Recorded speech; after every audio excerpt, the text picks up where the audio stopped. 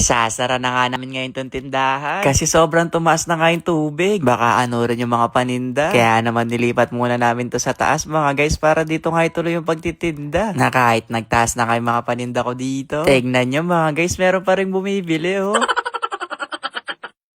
Ito? Ito? Hindi. Ito?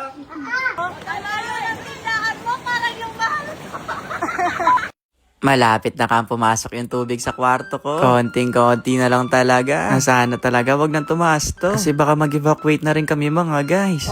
Na medyo naaabutan na rin yung mga tinaas namin gamit dito. Kaya naman nilipat din namin to ulit. Kasi baka mabasa pa yung mga libro. Investment ko pa naman yung mga librong yan. Ay, wow, chot. Parang nagbabasa ka talaga.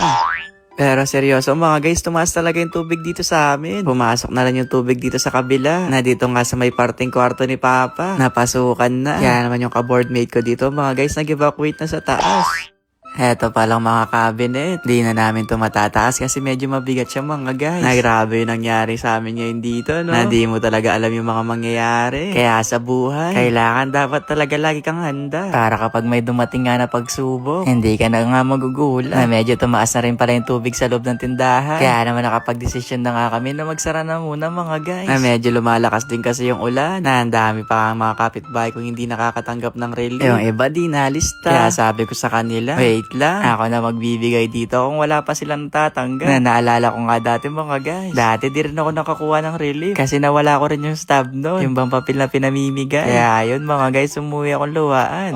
Iaakyat ko rin pala yung mga paninda dito ni mama. Kasi sabi niya sa akin, bahalang daw to. Nagtitinda daw siya. Baka kumunat daw yung chichawang dog-dog niya mga guys. Kaya sa mga bibili sa tindahan, mga guys, nagtaas na po kami ng mga paninda. Na ayaw kasi mag-day off ng nanay ko. Kaya ito na lang nakita naming solusyon, mga guys, itaas yung mga paninda.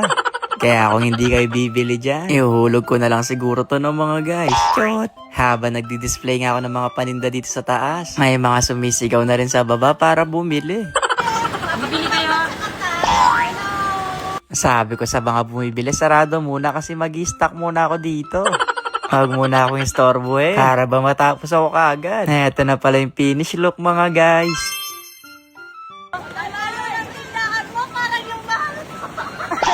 Bumanat pa talaga si ate oh. Now ano na mga guys, wala bang bibili dyan. Isasara ko na to.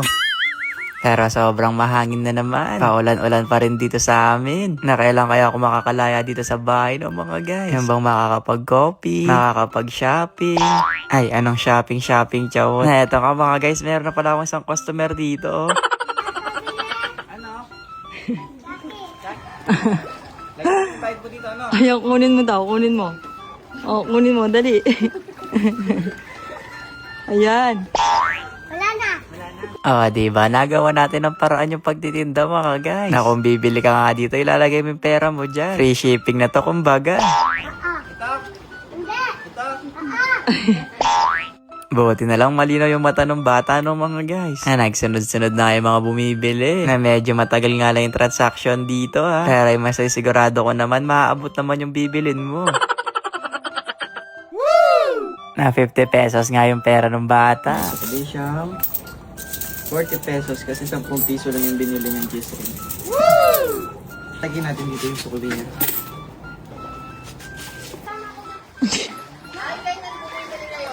Oh. May nagbigay pa nga sa amin ditong rasyon. No? Na ang bait na makapitbahay. Meron tayong pang almusal dito. Na ang bangko bagong luto pa. Kaya na may taste test muna natin to mga guys at i-rate na rin natin yung bigay ng kapitbahay. 10/10 nga itong spaghetti. At itong Shanghai naman 1,000,000/10. Na ang sarap mga guys, kompleto yung Ricardos. Kaya naman hanggang dito na lang ha. Basta ayun lang. Bye-bye!